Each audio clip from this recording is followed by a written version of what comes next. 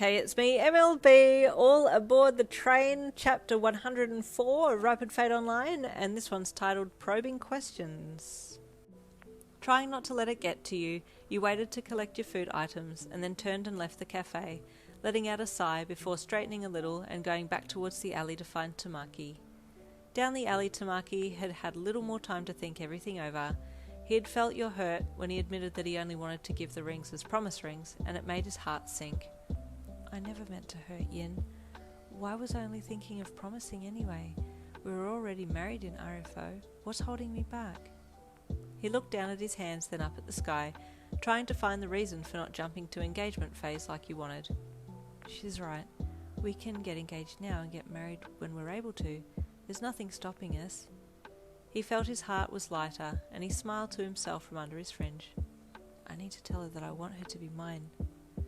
With a light step he stood up and started towards the end of the alley, just as you were coming back with the food in plastic bags. I got our food to go, you said, your face still showing signs of dejection. You were expecting to find your timid Tamaki hiding still, but as you looked up you saw him striding purposefully towards you. Jiki? You asked when you saw that he was looking directly into your eye. Where are the rings? He asked confidently. Surprised by his sudden conviction, you pulled them from your pocket and handed them to him. He opened the box and took your rings out, kneeling down on one knee and looking up at you fondly. There is nothing holding me back this time, Yin. Will you marry me? Stunned, you stood there looking down at him for a bit before speaking. Jiki, it's okay, we can just keep them as promise rings. I don't want you to feel pressured to. No, Yin, please. Answer me truthfully. Will you marry me? I love you, and I want to be the one to stand by your side forever, in-game and in reality. I want us to be one. Will you marry me? He was so sure of himself that it brought you to happy tears. Yes, you said in a happy, quivering voice. Yes. He stood up and took your hand gently in his, then slid the ring onto your finger. It fit perfectly. I can't believe it's the same ring as the one in RFO, you said as you hugged him. I love it, and I love you, Jiki.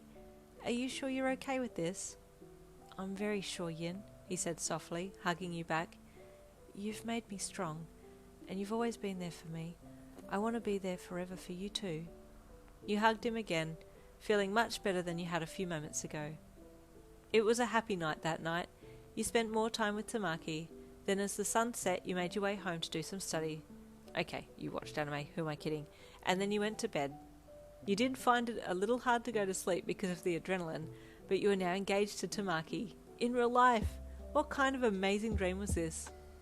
The following afternoon you decided to dive together from his place to do some more investigation into the BB group and went about your duties in-game with your contractors. Hey, so, you asked Delilah as you followed her around the kitchen, carting things for her. Do you ever do catering stuff for the higher-ups? Sometimes, she said, stacking some bread baskets on your arms. Do they come to this level, or do you go to their level? You asked. To their headquarters, she replied, picking up some more baskets and banging them together to rid the excess crumbs. Headquarters? Isn't that like top secret? You asked, walking after her as she walked along a little further and picked up more from the bench. You sure ask a lot of questions. Do you always talk this much? Yeah, I guess, you replied. I'm just curious about this group, that's all. I mean, don't you want to know who's at the top of all this, running the show? No one's ever met him, Delilah replied. I'm sorry, what?